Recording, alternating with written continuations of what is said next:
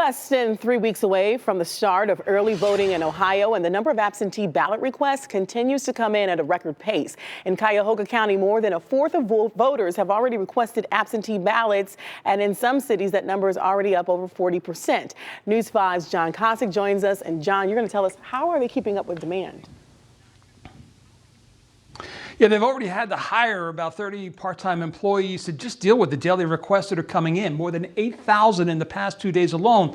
But that's not the only area where they have to hire additional help to help out with. If you've been looking to get a jump start on the election by going over the 2020 sample ballot, well, you can't. On the Cuyahoga County Board of Elections website, checking the ballot still isn't an option. That's because while Cuyahoga is one county, it's made up of 975 precincts.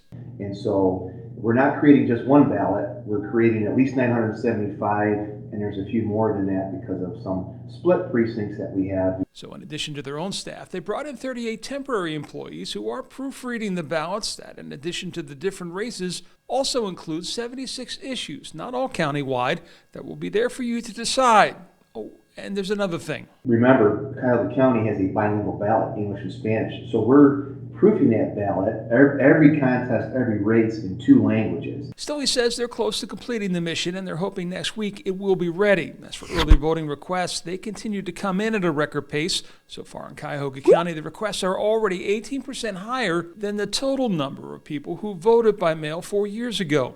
As a voting bloc, nearly 58% of Democrats have requested to vote by mail, as have 38.6% of Republicans in the county and 15.2% of the nonpartisans, which account for 7 in 10 voters. Also impressive are the number of places either at or closing in on 40% of requests, with Orange leading the way at more than 45% of voters seeking an absentee ballot. And here's the thing, because of the number of issues that we talked about that are on the ballot, the length of the ballot and therefore the weight of the ballot can vary. As a result, we're not quite sure of what the final postage will be that you need to put on it to return it. And that's one of the reasons why, again, they were seeking to have that return postage paid for, but that was shot down earlier this week. Live in Shaker Heights, John Kosick, News 5.